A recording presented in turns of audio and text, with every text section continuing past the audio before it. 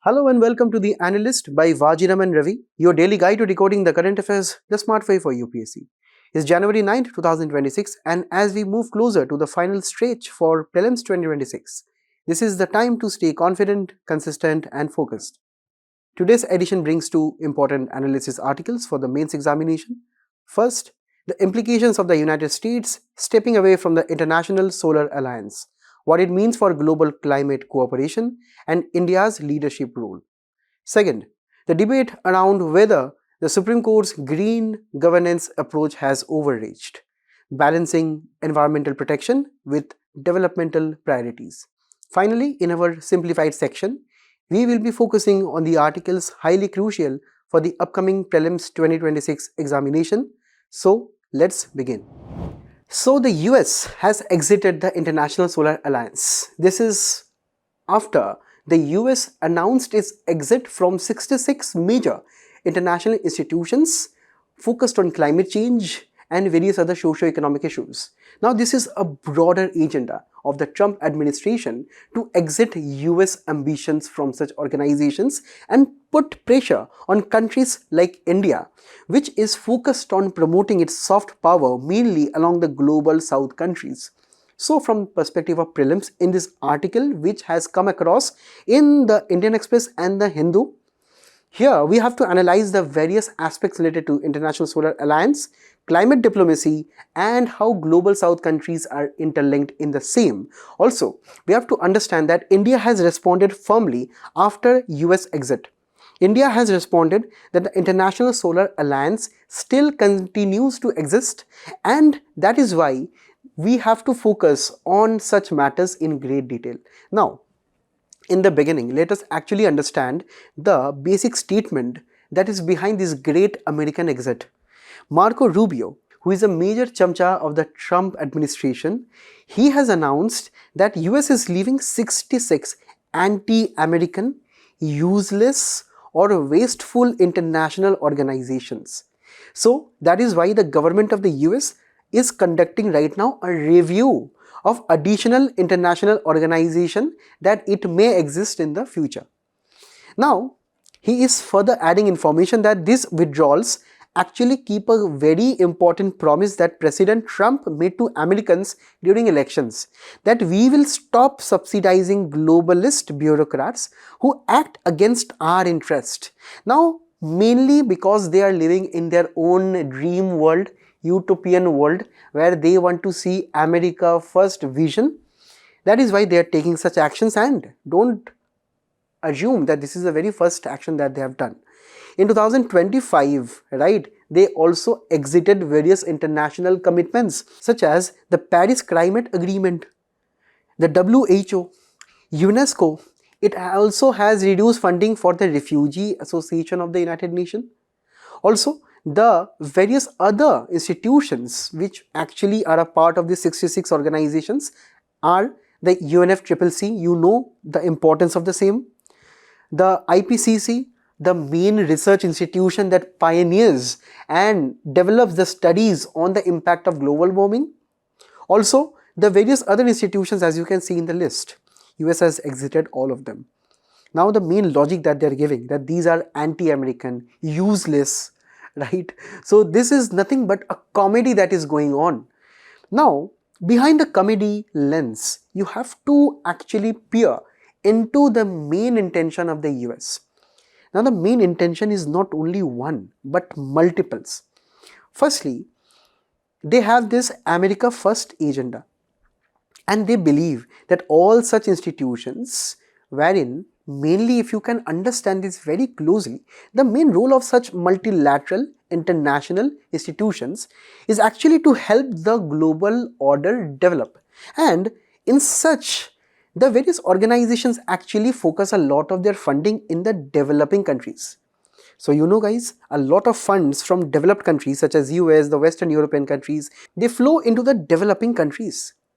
And that is why they feel, the US feel, that such drain of dollars from their nation is anti-American. Also, you have to understand that the global order which was established after the 1990s collapse of the Soviet Union, it were such institutions itself which helped US establish its dominance in the international arena. Because the US back in 1990s used the United Nations organizations, the WHO and various other organizations to exert its power. Right now, it is seeing that the rise of countries like China, the BRICS nations for example, right, which also includes India. So the US is seeing that the rise of such nations is actually posing dominant crisis to the US. So that is exactly why, such actions are being taken. Also, such actions, have hurt India a little bit, because the International Solar Alliance is actually the only major international organization which is a treaty-based organization with headquarters in India, in Gurugram, Haryana. Now, when we come to the International Solar Alliance, when it was actually conceived in COP21, that is the Paris Climate Agreement in 2015, it was conceived to have a network of such countries which lie between the Tropic of Cancer and the Tropic of Capricorn. And this network would be trying to harness the excess amount of solar energy that this part of the globe receives, where you can find that India and various other African nations, Latin American countries, and even some developed countries are present. So this is where we actually try to envisage this along with France. Now, when we talk about this particular initiative, this was opened up to all the United Nations member states in 2020. Now, this 1000+ strategy of the International Solar Alliance is very important when you understand the main imperatives of such alliance. So the ISA right now has more than 100 signatories and 90+ members, where the main targets are to promote 1000+ gigawatts of solar capacity, reach around $1 trillion investments around the globe to promote solar energy across such regions. Also, to help around 1,000 million people who actually live directly and indirectly in such tropical regions, which can actually benefit from solar panels being fitted on their rooftops or affordable solar energy.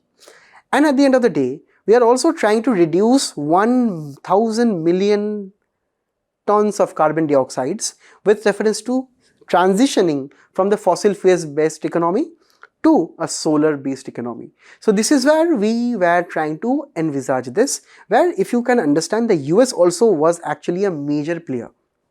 Right now, the US has left the ISA because according to Mr. Trump, in another comedic version, he told a few years ago that climate change is a hoax. It does not exist. He does not believe in climate science. He believes that these are just a way to extract money from the developed country such as US to countries such as India, China and all of those developing nations.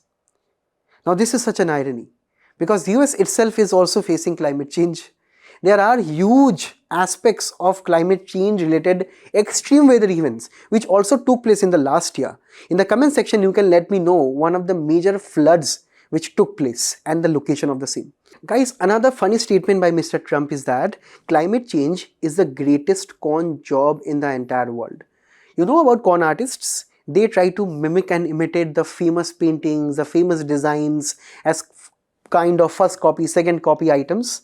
Right? You can also understand the same via Adidas and Abibas and all those things. So he tells that climate change and the people who are working in that sector, for example, people who are working in the solar energy sector, right? They are not actually real workers. They are not working for a real purpose. Right? He believes that thermal energy, fossil energy is actually the main job creating enterprises and industries. He believes that yet right now, renewable energies are not yet a finality or a kind of a destination for the world, because still he argues that the world operates on thermal energy. Developing countries, for example India, they are still dependent on thermal energy, but he does not realize that in his own country, in the US, right, solar energy and the jobs related to that contributes to 43% of the people who are working in the electronic sector. For example, promoting and researching and developing and manufacturing solar wafers, panels, semiconductors, etc. Also, compare the same statistic with reference to the fossil fuel, it is only 22%.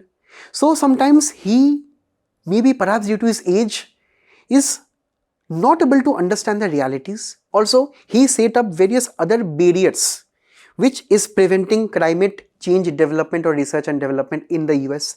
For example, US joined the ISA way back, but so far he approved only one solar project in US land because he appointed another chamcha of him, that is the Secretary Burgum. So what he did, he has told in this year itself that all of the solar projects need to go by him, need to go through him, need to go and have his signature, and he does not give the signature. So that is why technically the solar projects and all the important institutions under the ISA are not being implemented. Also, Donald Trump is kind of hell-bent on not letting India become a leader of the global south countries. Because you have to understand, guys, this ISA was actually a co-initiative of India and France. Now, India, being in the tropical regions, it tried to promote the same in Latin American countries and African nations, as we can also see. For example, when we talk about when the ISA was conceived and right now between all these years, what the ISA actually has done is actually, if you can see here, the increasing number of installed capacity and annual installation in countries such as China, Japan, Germany, Brazil, Australia, Italy, Spain, and even India. So ISA and its projects are actually increasing over a period of time. Also, as of August 2025, International Solar Alliance engaged with Ethiopia to advance various solar projects. Also, our own, public sector companies such as NTPC has actually allied with the ISA to partner with 7 African nations for solar projects. So it is actually good for the African nations, for the Latin American countries, and also good for India, because India is also trying to ramp up its solar production. If you can also recollect 2 days ago when I discussed about India has doubled its solar module manufacturing capability. So it will also help India to earn some expertise and also gain some soft power by helping those countries transition to clean energy such as solar energy. Now this is where you have to understand that ISA has a lot of other responsibilities too. For example, with reference to policy formulation or regulatory help, the ISA helps with various countries with reference to getting the power purchase agreements. These are the various agreements which the solar plants or the solar power plants have with the electricity distribution companies, right? So the electricity distribution companies will be supplying electricity to all of our households, right? So the solar power manufacturers and the plants, they have some agreements with the electricity distribution companies, and this is where the ISA helps to frame the rules, regulations, etc. Also, it helps in bringing us so many other policies which help the countries actually have an ease of doing solar energy in their own countries. Now, apart from that, the most important thing is about finance, it's about money. So it collaborates with the World Bank. Also, it has launched a new initiative which is important for your prelims information. The Africa Solar Facility is an initiative supported by the ISA, where ISA give funding with reference to supporting the solar infrastructure in the African continent. Also, with reference to skilling, with reference to all the mobilization of the resources such as procurement of the solar panels and assembling them, purchasing batteries, and also doing pilot projects. All of these are what the Solar Alliance is actually doing right now actively. Now, when we talk about the US exiting the ISA, obviously, guys, no international organization is perfect, just like us, right? So that is why we have to also talk about some of the performance shortcomings. Firstly, when we talk about the achievements, as we understand, countries such as Moldova has joined as the 107th member as of August 2025. Also, India and the ISA has linked an agreement for 4 Indo-Pacific countries too. Sometimes these are also the island and small countries, right? So these are where we have to understand that the ISA is becoming a kind of a global facilitator of the solar energy in the entire world. Also, the increase in membership such as Moldova and various other small Pacific island countries, they are also actually acknowledging the importance of ISA. And at the end of the day, our own soft power, that is our own influence with reference to the various renewable energy projects in various African, Latin American countries, help to actually build goodwill in India's favor.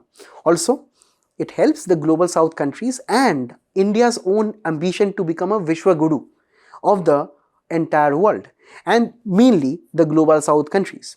Now, when we talk about the issues, firstly, we have to understand that the projects of the ISA, while they are being planned, they are executed at a very slow pace. And that is why most of the projects are stuck in the first phase, that is the preparatory phases. Also, China is there. You know guys about China. I will be showing a data later on about how China is dominating the solar arena. Also, China recently has set up a SCO platform and a multiple amount of other platforms to enable the transition of solar energy and green energy in some countries, which actually will be taking China's help. So, China is guaranteeing 10 gigawatt of solar energy and wind energy in 5 years in some of the member countries of SCO. So, China is giving soft loans, cheaper loans, sometimes grants to various countries to actually attract in China's favor. And perhaps the most important thing is the funding gap. The ISA is stating at a funding requirement of $1,000 billion or $1 trillion. You know guys, in the recent and the various other previous COP, right, under the UNFCCC, climate change and the climate finance that is needed to curb the climate change in the entire world is falling deficient, because the developed countries would not want to appreciate their own common but differentiated responsibilities. The common but differentiated responsibilities can be understood if we try to understand the evolution of the major climatic conventions throughout the past. Now here we understand that the US, the UK and the other developed countries, mainly in the Western European nations, they are actually majorly responsible for the climate change that we are seeing right now. Because from around 70s, right, when the industrial revolution started till the present times, you understand guys that the most of the historical pollutions were actually attributable to the developed countries. And that is why you can understand by basic logic and also ethical angles that the developed countries must be responsible for majority of the climate finance or the money that is required to help us transition from a fossil fuel based economy to a clean and greener economy, from actually getting various technologies which are clean and green, and also to understand how to develop climate resilient mechanisms. So in all this, climate finance is important. This is where the US and the other countries have actually choked the various international conventions related to climate change. Firstly, if I can majorly try to understand the hypocrisy of the US.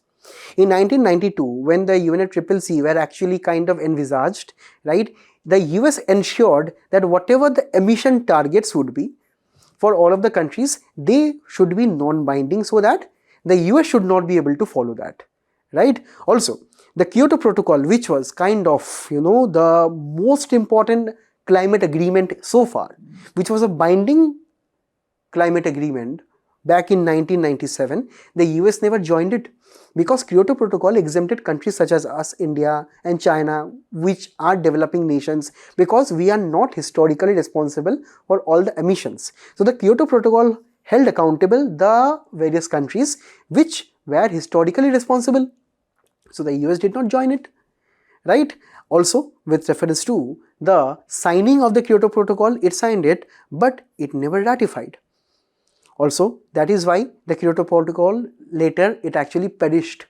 As of now, we do not have the Kyoto Protocol in place, and it was replaced by a kind of a non-binding Paris Agreement, where all the countries kind of agreed that we will be having nationally voluntary climate goals, where the key word is voluntary.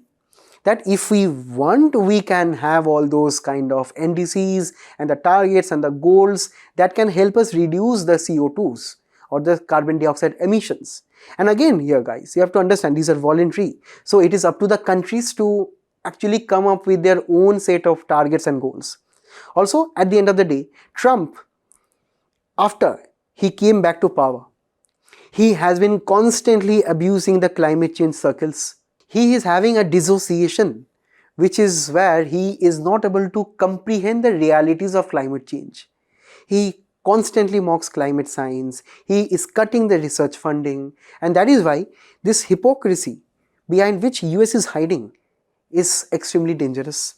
And that is why Indian impact of this ISA and all the other organizations that US has left with reference to climate change is kind of where you have to understand India already knows that US is kind of an hypocrite when it comes to climate change. It always had been an historical bully.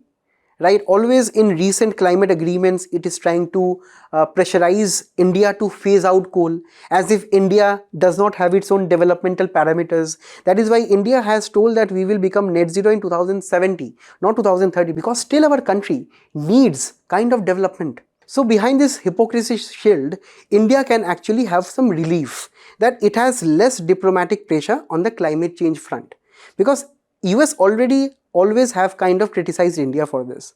Also, if the US itself is leaving major climatic negotiations and conventions, it will be losing its moral authority to dictate and lecture others. And at the end of the day, India will be facing lower pressure by the US to decarbonize fast, which US is kind of forcing countries like India. But on the other hand, there are challenges too.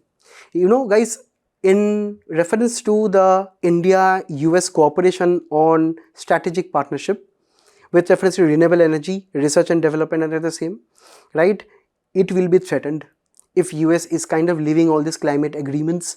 Also, green hydrogen, biofuels and all other grid integration where we need US's expertise under the same, these all will be threatened. Also, the second challenge is the investment crunch, because according to ISA, the developed countries like the US were to actually contribute $50,000 per year. And this is where if the US is withdrawing from the same, it will not get such investment, and also the various investment that will come from the private sector in the Wall Street of the US, that will also decrease. Also, technological transfer with reference to various specialized equipments and the NASA and the various other enterprises in the US which helps India in decarbonization, it will also lose the same. Lastly, ISA will also lose global weight because simply the US is not present. And that is why India has to actually go ahead with such challenges and has to participate properly in the same. Because the global fallout of the US exit in such climate agreements is very crucial, mainly because of the rise of China. Whenever the US has stepped out of something, China always will be feeling the vacuum. And also, if you can see here, China installed 12 times more solar power than the US in the first half itself of 2025. So you can understand that actually China is way ahead, then we have India, and then we have US. So it is actually a kind of a very good opportunity for India to capitalize right now on the ISA. Instead of seeing this US exit as kind of a challenge, we have to see it as an opportunity, just like China. Just like China, how it kind of dominates our supply chain in panels, in batteries, in turbines. We have also seen recently how we have doubled the same in solar module manufacturing. So this is where we also should be trying to increase our investments like China.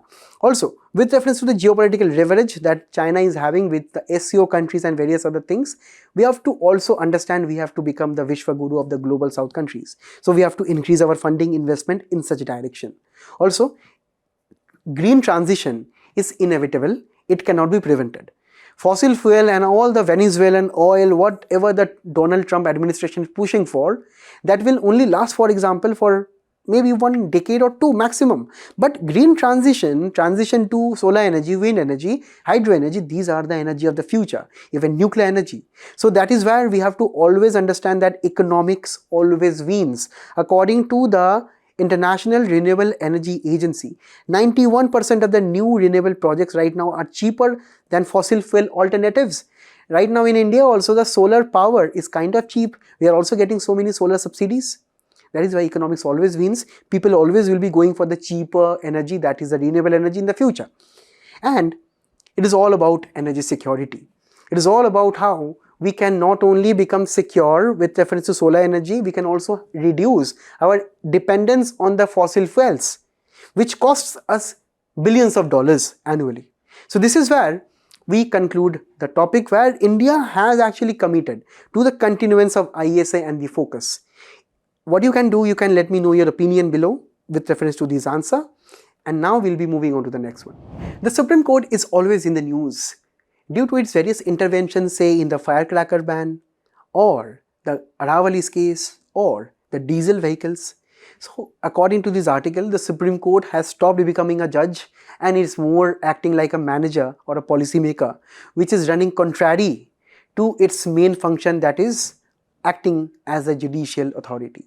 So this is where in this article we will be having a very critical look. According to the author, there are so many viewpoints that we have to acknowledge and appreciate.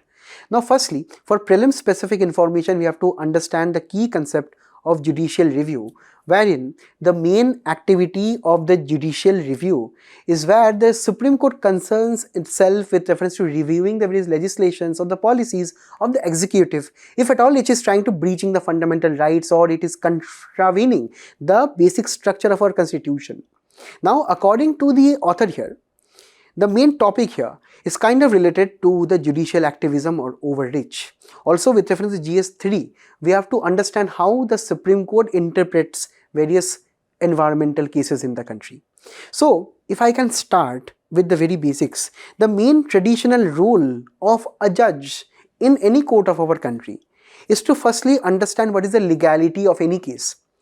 Now behind the legality of any case, there must be an act backing any kind of regulation. So the Supreme Court, its mere function is actually to understand the act, understand the overall broader implications, and kind of passing some judgments, orders based on principles of natural justice, due process of law, and the various aspects of judicial review. Now this is where the courts in our country try to review the various functions of our executive. And it only takes an action if there is some overreach done by some executive functionary, right? Or some executive has taken a wrong decision, right? This is where you can actually understand with reference to environmental jurisprudence. We have to understand what has taken place in the last decade. Supreme Court, mainly when I talk about Supreme Court here, has kind of been passing forward-looking decisions in the recent times. They have been kind of modifying the various rules which has been passed by the government. Also, it is kind of continuing its cases. For example, it is issuing mandamus to the government and the state governments, which actually means that if the state authorities are not able to perform their duties properly, so here the judiciary can actually direct the authority, the executive, to do that particular activity properly. So this is where, for example, if the Supreme Court is passing some order against, for example, here the Aravali case. Now again after 2 months it is reviewing his judgment. Again after 3 months it is kind of pulling up the executive for not following his judgment. Again after the same, the executive is kind of presenting their own arguments, after which Supreme Court is changing his judgment. So this is exactly what we mean by continuing mandamus, that some of the environmental cases at the Supreme Court specifically are being stretched forever. That is, the Supreme Court is actually going from just reviewing the laws, which is actually their own traditional role. They are going beyond the same to passing various conflicting judgments which later they would revise again. For example, in the case of Aravali, we have seen that, or with reference to the various retrospective environmental clearances, or with reference to including CSR and environmental responsibility and all the other aspects, which we are going to see in great detail. Now, if we can go by case explanation. Firstly, when we look at a 2022 Supreme Court ruling on eco-sensitive zone, Supreme Court told that there should be 1 kilometer eco-sensitive zone which will be mandatory for all wildlife sanctuaries and national parks. Now this caused concern in Kerala, in various other states, where the states kind of complained that this 1 kilometer rule was kind of unworkable. And that is why in 2023, the Supreme Court actually, if you can see here, reversed its order and it listened to the Environment Ministry, and where the Environment Ministry already told that it notified some of the ecologically sensitive zones and the Supreme Court recognized that.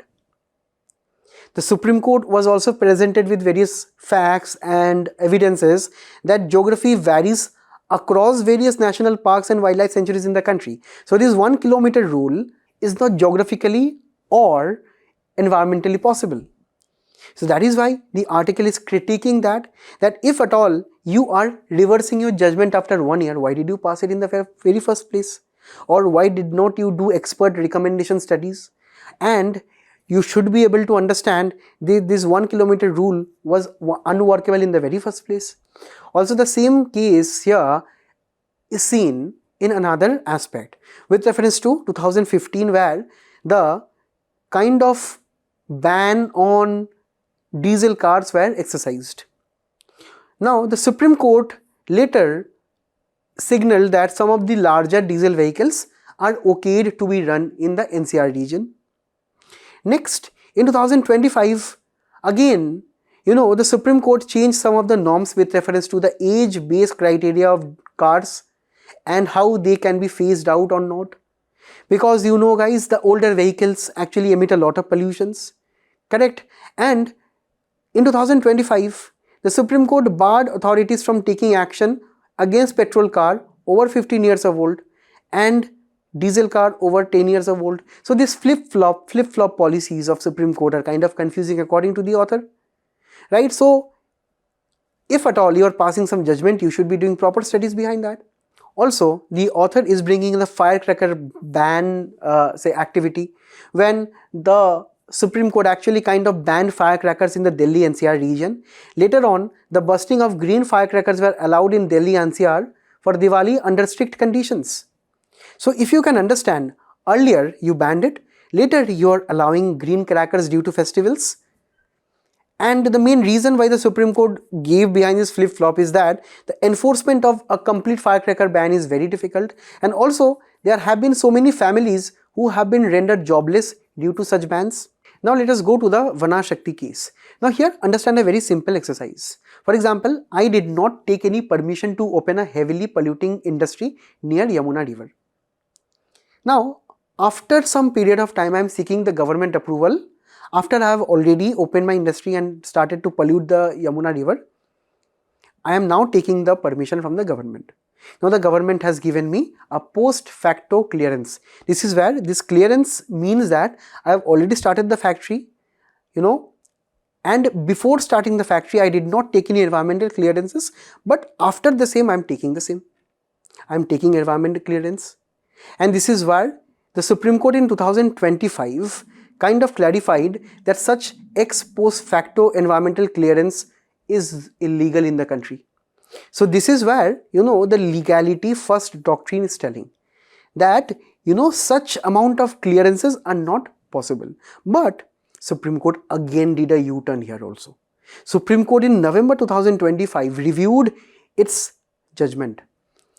Now the Supreme Court recalled the ruling, and the Supreme Court told that right now economy is also important. If due to the Vanashakti case, the Vanashakti 2025 ruling, the Supreme Court is not allowing ex post facto clearances, and my factory was also based on that, so my factory will be shut down, people will be losing their jobs. So the Supreme Court told that economy is also important, and that is why the ruling was relaxed. Now again, if we look into the Aravali case, right, the Supreme Court actually initially permitted sustainable mining and also ordered the center to prepare some of the plans, right? Now after some period of time, Supreme Court actually put this order in hold, and a new committee was constituted, where this committee can recommend some uniform formula with reference to how we can classify the Aravali hills, whether we should be doing mining in some regions or not, right? And that is why Supreme Court told recently that a clarification is needed. Again, if you have to understand, guys, there is another flip-flop here. Also, if you have a uniform committee recommendation for the extent of the Aravalis, would you think that is practical for any state to follow a uniform kind of a judgment, where earlier, if you recall, right, this ecological sensitive zone of 1 kilometer across the wildlife sanctuaries and national park were opposed by the state government. So such uniform demarcation of geographies that also affect ecosystems are never plausible. That is why again this kind of activity is being criticized. So this is why there are so many cases in the recent times where we have seen the Supreme Court being stuck in a loop. For example, firstly, it will pass an order. Second, it will look into some of the committee and the recommendations. The committee will be recommending the same. Then the Supreme Court will be kind of passing the order based on that. Then there will be some protest. Then Supreme Court will be modifying the judgment. And finally, it will be kind of passing a new judgment. And again, there will be some other issue. This feedback loop will be continuing, right? And the cost here is stability, the environment, the indigenous communities living there, the jobs lost, the various other impacts with reference to natural ecosystems such as rivers being polluted, the Western Ghats being deforested, and so many other aspects where the minings are being continued, the tourism activities are being continued because of such policy uncertainty. You know, guys, these environmental conservation efforts are being impacted, and all of you guys know that Article 21 gives you the right to life, which also gives you the right to clean environment and air and water and other natural ecosystems. Some nations in the world actually has right to environment as their fundamental right. Now, we also have so many other acts in the country, the Environmental Protection Act, the Air Acts, the Water Acts that we have. So all these actually give a comprehensive kind of a framework for protecting our environment. Despite that, the Supreme Court is falling short of that according to this kind of cases and this kind of endless loops, and also according to the article which is kind of talking about the matter. So this is why the Supreme Court is being intensively kind of criticized in recent times. And that is why, you know, there are sets of recommendations that the author has given us. And also there have been some other recommendations. For example, firstly, the Supreme Court must be setting a limit of intervention in various matters. It should not be trying to intervene in all matters, and also it should be leaving some of the aspects to the various executive branches too. Also, the Supreme Court also must be kind of monitoring the Parivesh portal, where the environmental clearances of some major projects are actually digitized, and the deadlines and the accountability mechanisms all can be updated with reference to such portals. Also, India on other hand, you know, the executive can have a PMO, the Prime Minister Office led climate authority, which can be a statutory authority, which can coordinate across various state and the ministries to actually get rid of such issues. Next, it can also take help of artificial intelligence and satellite monitoring with reference to the various excesses and the deforestation which is taking place. And actually, the various committees and the recommendations, right, that the Supreme Court is taking up, they should also use such technologies. And finally, those committees and recommendations, they should not be uniform. They should be region specific, if needed district specific too. They should not be uniform for all the states, right? And at the end of the day, evidence with reference to expertise, ecological suggestions and detailed studies, surveys and reports are needed before passing some orders and recalling that order and passing some new order again. So this is where you have another question for all of you. Please do practice it. You let me know the answer in the comments. And now we will move on to the simplified articles. A recent High Court case has brought back the focus on the MTP Act, which relates to the medical termination of pregnancy, which is highly crucial for your prelims when it talks about the provisions of the Act, and for your GS1 social issues related to women when it relates to the bodily integrity of a woman and her choice of pregnancy. So let us start directly with the Act here. Now, the Medical Termination of Pregnancy Act, when it came way back in 1971, it actually criminalized abortions. So you can understand here by also linking a GS4 linkage here between law versus ethics, that earlier abortion was illegal, right? But if you can understand that abortions can arise due to so many other important circumstances. So if you kind of make abortions illegal, and if that particular pregnant woman is facing life-threatening issues, what will happen then? Right? Where will your law and ethics intersect? And that is why in recent times, guys, abortion has been legalized. Under the Medical Termination of Pregnancy Act, right, between 0 to 20 weeks of gestational period, right, if a woman is seeking abortion, they must be fulfilling some of the conditional grounds.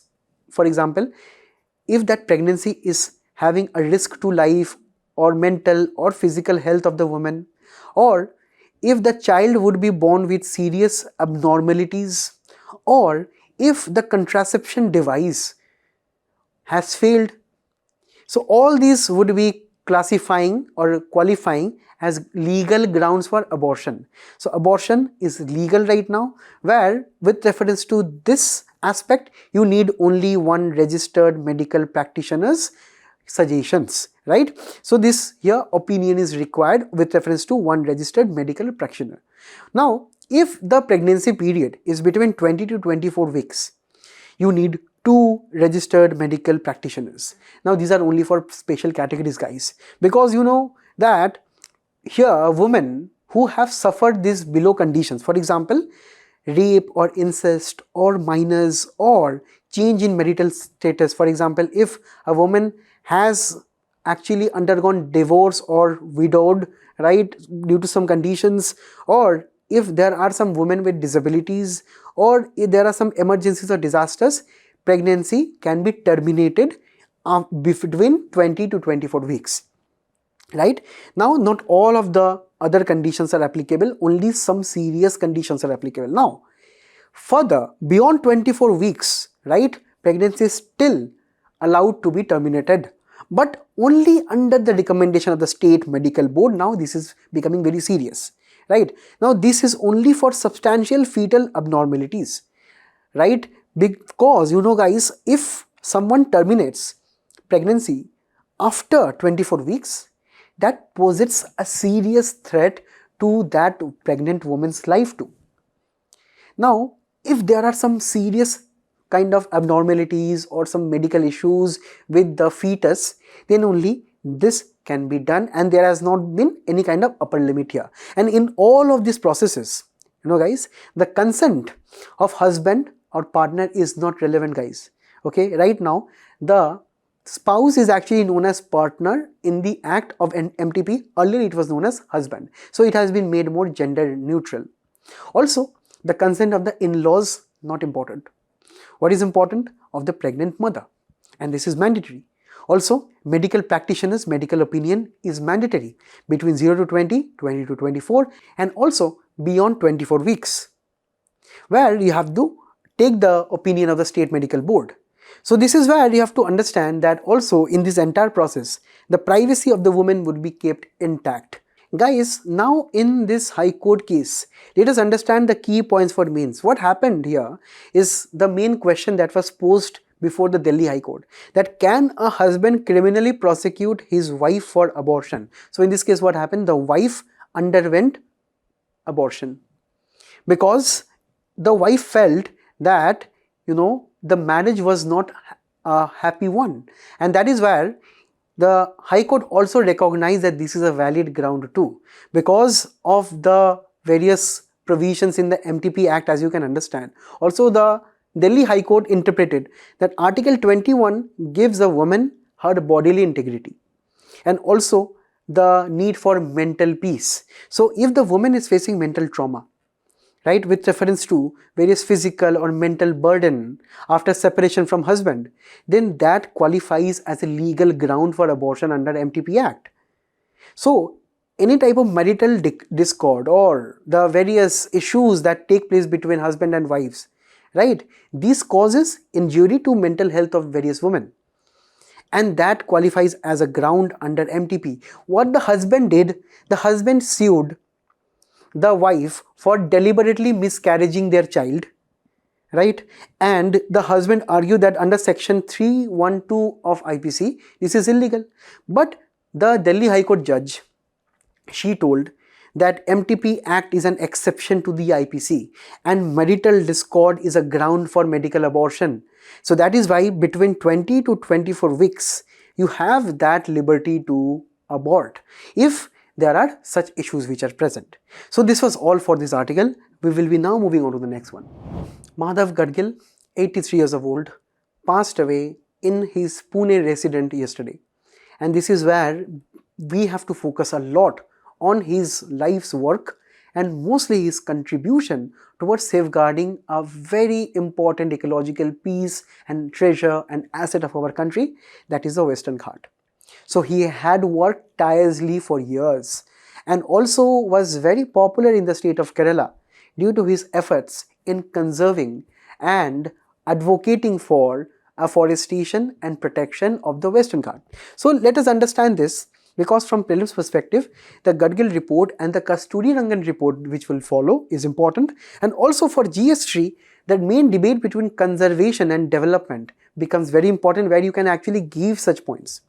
Now guys, the Western Ghat, when it were actually form or part of the African Greater Gondwana land, when it's separated, according to various geologists, it is said that the Western Ghat actually kind of subsided on the right hand side and the higher hills kind of remained as the Western Ghat as of present times. So that is why you see a lot of steep slopes in the Western Ghats too. And they actually span around Gujarat, Maharashtra, Goa, Karnataka, Kerala and Tamil Nadu. And the highest peak of Western Ghat is actually the Anaimudi, which is in Kerala. Spanning a length of around 1600 kilometers, it is actually the birthplace of so many west flowing and east flowing rivers, highly crucial for your mains and also prelims examination. When we talk about the Western Ghats, the western side is home to evergreen, moist broadleaf trees, and also the main reason for the same is due to the recipient of higher amount of rainfall, right? And in the rain shadow region of the eastern side, there we have moist and dry deciduous trees such as teak, sal and various other sandalwood trees. Now, when we talk about the various PYQs which is focused on the Western Ghat, this is a very favorite topic of UPSC. Especially if you can look into this 2023 PYQ, you will understand how you need to actually understand the various geographical feature. You can let me know the answers in the comments below. Now, let us actually understand why these ghats are so important. Firstly, this is known as the water tower because of the rise of so many western and the eastern flowing rivers. Also, this is one of the 8 hot spots of our country, right? And there are so many species such as, if you can see here, right, the lion-tailed macaque with a 7-Up bottle, and also the Nilgiri Dar. In the comments, you let me know what is the IUCN status of the same, but this 7-Up bottle in the hands of the lion-tailed macaque is not a very good picture, because the Western Ghats over a period of time is become extremely fragile. Because when we talk about the various developmental projects and anthropological projects which are going on right now, there are more dams, more hotels, more tourism projects, more infrastructural roads and developments which are taking place, agriculture being expanded, plantations are being done, and also soil degradation is being done. So this is where the entire kind of Western Ghats are actually under threat, which is actually stretching, if you see, from Gujarat to the south in Tamil Nadu. So this is where, you know, so many projects are actually passed without proper environmental clearances, and that is why the UPA government back in 2011 constituted the Gadgil Committee. Gadgil Committee actually was known formally as the Western Ghats Ecology Expert Panel, and it took a very highly strict view to protect and conserve the Western Ghats. Now, Madhav Gadgil, who actually was the kind of a very renowned environmentalist back then. So he proposed that the entire Western Ghat, that is 1.29 lakh square kilometers, should be classified as ecologically sensitive zone based on 1, 2, 3 kind of categories. One being the highest category, where only organic farming is allowed, all other activities are strictly prohibited apart from the indigenous tribals and all the communities living there. Also, strict regulation will be done in zone 2, and zone 3 will be the transition zone where there can be some limitations, but still these were highly regulated with reference to mining, quarrying, water and even land use. Now, It also proposed a Western Ghats Ecology Authority, which should have been a statutory body under the Environmental Protection Act of 1986. Also, the committee further recommended that all of the projects or whatever the new development should be, mainly in the village areas, here the Gram Sabha should have the highest power. The government did not accept any of the proposals. Government thought that this very strict view of the Western Ghat is not practical, right? Because the committee further told that no genetically modified crops, no special economic zone, all mines which have been existing in zone 1 should be vacated within 5 years. So government thought that these were very strict obligations, and there were so many other villages and the various regions and the various state governments also who protested against such kind of report. That is why the government later set up the Kasturi Rangan report. It shifted from an environmental centric to a development centric. Earlier, when the Gadgil report kind of secured 100% of the Western Ghat are ecologically sensitive, where majority of the economic activities were totally banned and prohibited, the Kasturi Rangan allowed that only 37% of the Western Ghat should be ecologically sensitive. So you understand that rest of the areas were recommended to be open for economic activities. Earlier, there were 3 zones in the report. Kasturi Rangan report told that there should be only 2 categories, such as cultural and natural categories. Also, with reference to hydropower, earlier there were banned in the report. The new report told that there can be hydro projects which can be allowed with strict clearances by the state governments. Perhaps the most important thing, with reference to the governance, the Gadgil committee recommended a statutory body, but the Kasturi Rangan did not recommend anything. Also, the decision-making body earlier were to be done by the Gram Sabha. Now, the Kasturi Rangan recommendation is actually based on the technological aspect of remote sensing. So the government, the state governments mainly would be looking at the remote sensing data of the satellites, and after that they will be taking decision on the green clearances or not. And at the end of the day, both of the recommendations, you will be amused to understand and know that they are not 100% agreed as of now. They are not being actually accepted. Because in principle, the government accepted the Kasturi Rangan report, but still, if you can look into the real conditions, the real ground conditions, this 37% of Western Ghats is also not protected. These zones of cultural and natural zones, based on the various state-specific and district-specific classifications, these are not done. Existing strand work is not being strengthened. Sometimes remote sensing data and all the other things are not being taken up. And also, when the Gadgil report was kind of presented to the environmental minister, right?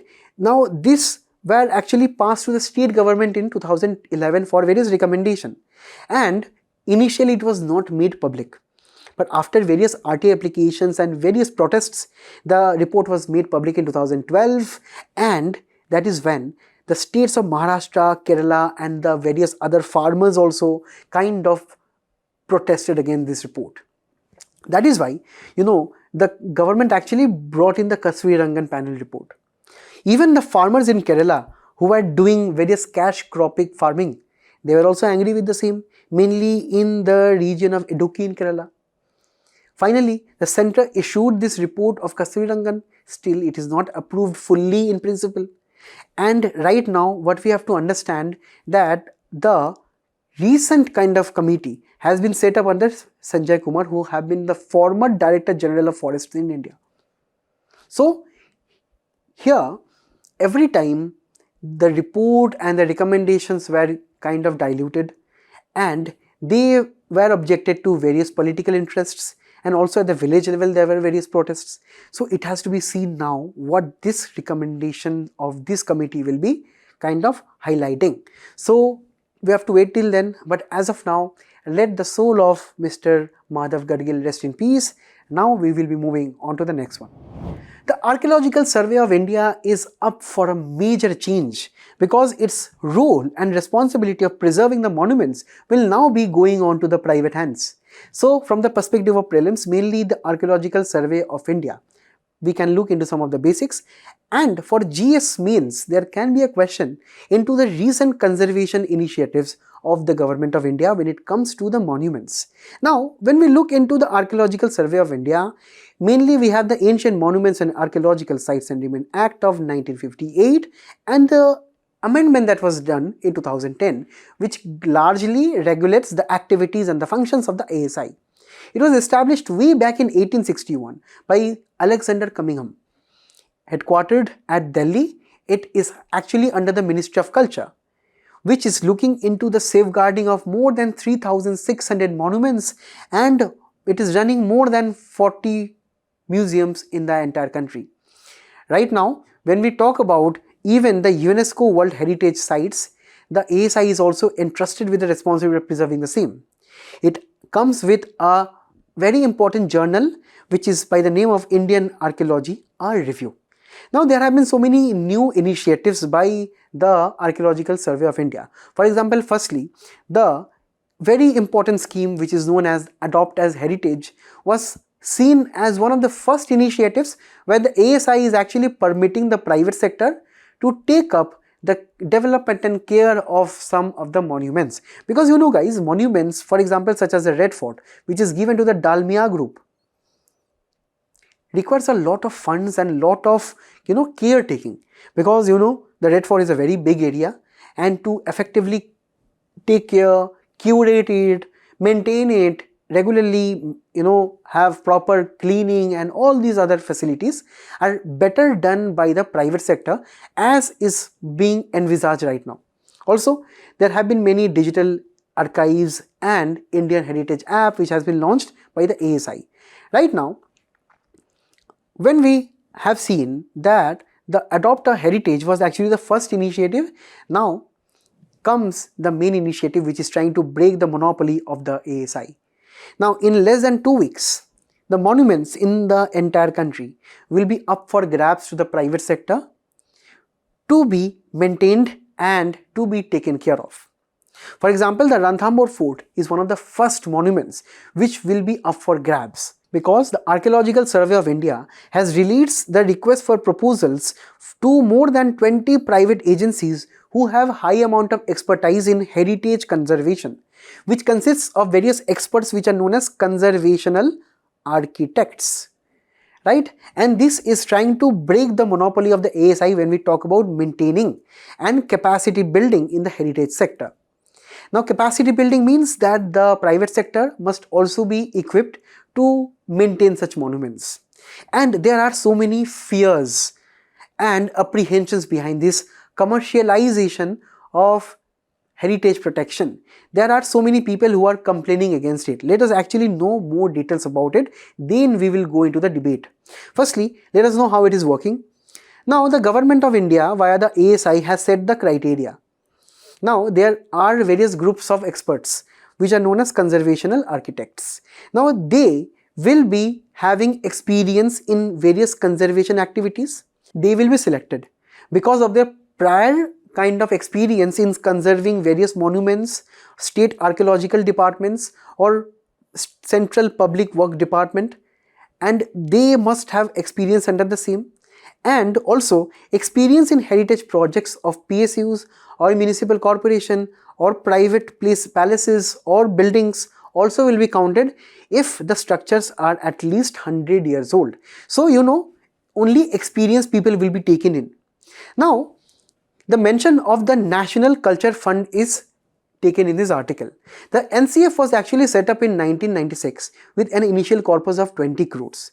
Now, the fund will be going, and this will be used for conservation and preservation activities of the monuments. Right now, this fund is at the tune of 140 crore, right? And the various donations actually come from the corporate sector, PSU donations, which have been used to fund more than 100 conservation projects at the various monuments. So, it is very easy to understand right now that the National Culture Fund, right, if anyone is kind of contributing, who can be a corporate donor, even it can be a PSU by the government, right, they can contribute the fund for the preservation of one monument or more than two, and they can specify which monument to kind of prefer, And here the process is like that. Firstly, for example, if there is a company who is kind of trying to conserve a monument, so the company will be kind of tying with a CSR activity fund, right, where the CSR, the corporate social responsibility, is a kind of a mandatory activity for some corporate enterprises where they have to share a percentage of their profits in various socio-economic sector, including heritage conservation.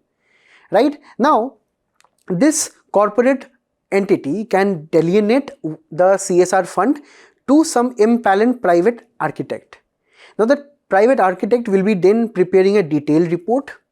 This detailed report will be submitted to the ASI.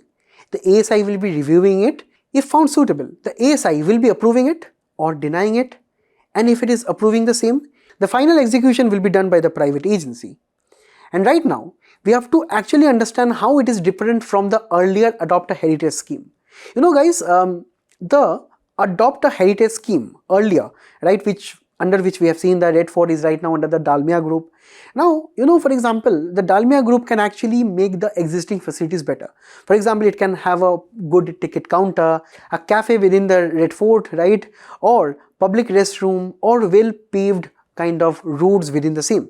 But this new initiative is kind of actually promoting higher levels. For example, structural restoration, chemical preservation, stone work, and scientific analysis, where the private sector will now be engaged in such activities which are much more serious. And that is where the debate lies. Firstly, the main arguments for allowing ASI to kind of demonopolize its functions, firstly is that there are more than 3,600 monuments in the country, and all of the monuments have limited staff. So the private sector can actually supply more workforce. Also, the lesser known monuments are actually crumbling right now. They need more attention, so maybe they can be given to the private sector for proper care. It will be very surprising to you guys that the tomb of Razia Sultan, in the comment section you can let me know where it is right now in a very despairing condition. Also, the private sector has higher speed and efficiency with reference to latest technologies and expertise. Also, the new students in architecture, they can take up new courses in heritage conservation, because this can be a new trend right now. Also, the CSR utilization in this particular sector, which is at the tune of 20,000 crore per year, can be utilized properly. But on the other hand, the risks are there. For example, we are at the threat of Disneyfication of our monuments, which means that the monuments maybe will be transformed with reference to new equipment such as cement and other things which are not suitable to their traditional building structures such as limestones. Or there can be new fun activities rather than actual purpose of preservation. This is actually what it comes with commercialization of anything. Right? The commercialization of anything comes with more profit extracting mechanism. So maybe monuments can be transferred to more fun places rather than more educational and cultural places. Also, fixing of accountability is to be done. The ASI must be fixing the accountability of the loss or damage to some structures. Also, supervision of the ASI must be mandated according to some new rules and guidelines, because the mandated supervision can help the ASI to have regular checks on the monuments and the preservation. And also there is a kind of a bias of the corporate sector to go and preserve the Taj Mahal, the Red Fort, the Ranthambore Fort and so on, which are more famous. What will happen to the less known monuments? Also, some criteria has to be framed for that.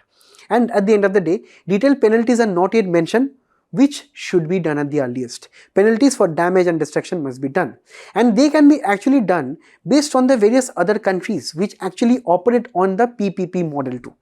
UK has the Churches Conservation Trust, which is privatized. The US also gives funding to various private sector. The private sector also contributes the same. Germany and Netherlands also have similar models. So we should try to follow this kind of models in heritage conservation. Now on to the next one. This article is very important for the future bureaucrats to take note of, because we are talking about a PRAGATI portal, which is a very important e-governance tool. So in your answers, if you want to quote such developments where recently the PRAGATI portal has kind of facilitated the approval of major power projects by the Prime Minister of our country, it will be helping immensely in your answer. For prelims, it is very important to know the main features. Now guys, our Prime Minister, Mr. Narendra Modi, is a very serious boss.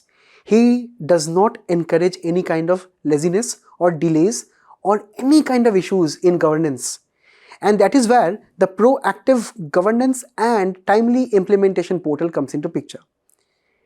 Now here what he does, mainly on a monthly basis, that is usually 4th Wednesday of some month, he talks with the union government secretaries of respective ministries and all the chief secretaries of the state.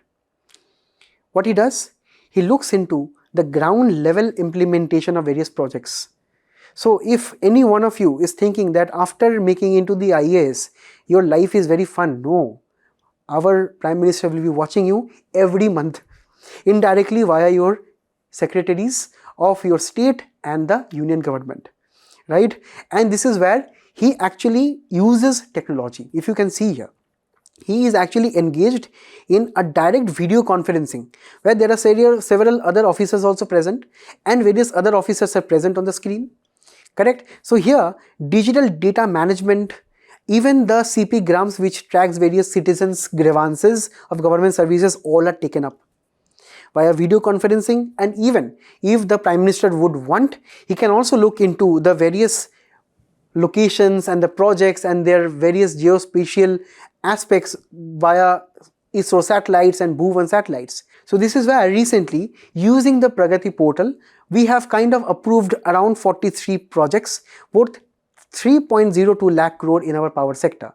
Now, there have been major PSUs, for example, the Power Grid Corporation, NTPC and various other PSUs, right, where majority of the projects were approved.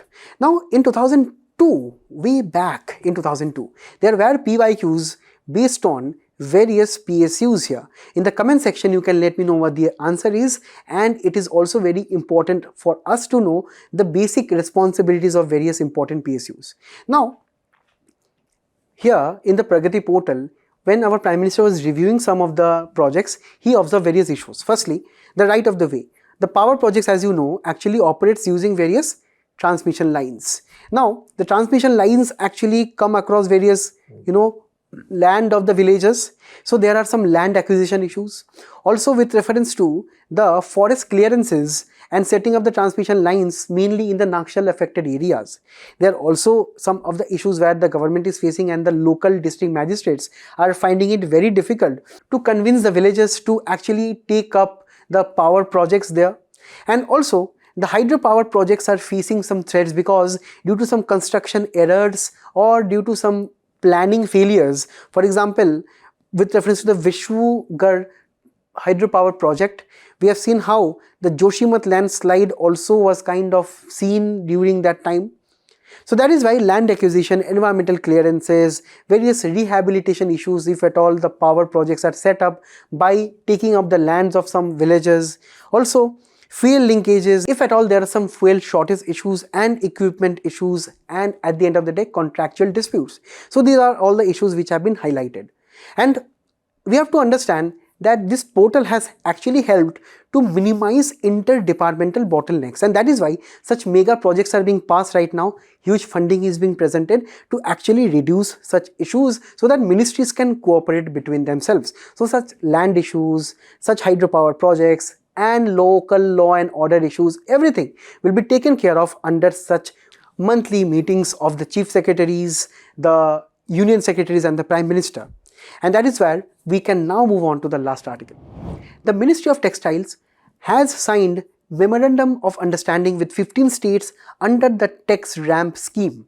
Now let us understand this from the perspective of prelims firstly by looking at the background of the Indian textile sector.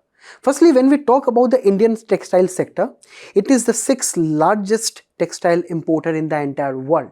So when we talk about India's own sector, right, it constitutes also 12% of the overall exports, right? Also when we talk about the employment generation, such figures touch up to the tune of 45 million people, where we can understand this is actually kind of informally the 2nd largest sector after our Indian agricultural sector, where MSM is dominant to the tune of 80% and the export share is 12%. Now when we talk about the individual kind of sub-sectors within the same, you can have a look at the data from your handouts also, where this data is extremely important for your prelims information. Now, when we are talking about prelims, let us know actually how they are asking us the questions. If you can look at point number 2, Textile and textile articles constitute a major item of trade between India and Bangladesh. Right? So in this way, there can be some indirect questions asked. If you know the answer, you let me know in the comments below. Now, let us look into this initiative. The Tex-RAMP is actually under the Ministry of Environment, where this is a central sector initiative where 100% of the funding will be done by the center. Now the funding here will be an annual grant of 12 lakh to each of the state or the union territories, where additional grant of 1 lakh rupees a year will be provided for each district, where we are trying to go away from the labor intensive textile sector where a lot of labor is being used to becoming a kind of a leader in textiles globally, where we are using more data, more technology, more amount of automation. So this is exactly where this amount of money can be used here, and we also are kind of focusing on various handloom, handicraft and apparel sector. The main theme of this scheme summit, which is taking place at Guwahati, very important for your prelims, the main theme is India's textile weaving growth, heritage and innovation, which are increasingly becoming important in your prelims examination. So now when we look into the pillars of the Tex-RAMP, firstly, the research and innovation is the most important pillar, because here we are actually trying to make smart textiles, where we are trying to embed various artificial intelligence or various sensitive semiconductors within the textile themselves, so that they can actually become smart and they can sense various new equipments and new kind of features. Also, we are trying to move away to the very sustainable materials. Next, when we talk about data analytics and diagnostics, this is the next kind of pillar which is very important, because for the first time in the country, we are trying to move away from the UK and the US sizes, right? For example, shoe size, the various clothes size, we have to actually have Indian own customized sizes too. This is where we are trying to do India size study, right, of the various apparel that we wear. And also, we have to map the various supply chain which is present in the various country with reference to raw materials and the various other supply chain of exporters, packaging and distribution. Also, the integrated textile statistical system, perhaps this is the most important system in the entire textile when it comes to technology, where we are trying to improve the data flow from district to state to central level, where 12 lakh rupees per year, as we have described earlier, will be given to the states to hire various professionals to undertake this activity. Also, there would be capacity building with reference to the state textile departments and skilling requirements, right? And at the end of the day, more startups will be promoted, where they will be invited to various competitions known as hackathons, or various private companies which are already established, they can give their skills away to those kind of new startups, and grants up to 1 crore is also envisaged under the same.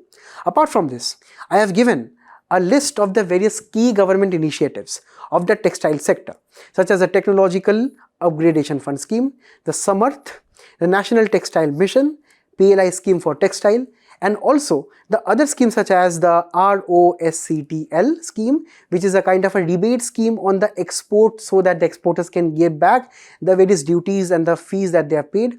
We are also having free trade agreement with UAE, Australia, and recently the UK too, as you can see here, right? All those important fabric from Bihar, Murshidabad, Gujarat are right now included under the FTA. Also, we are having quality control orders, export promotion councils, and Bharat Tex Expo, which is a kind of a trade fair for exports of the textile. Now, for more information, please do click into this link which will be given in your handout on the textile sector, which will be taking you to a PIB website, which is detailing most of the important information in this sector.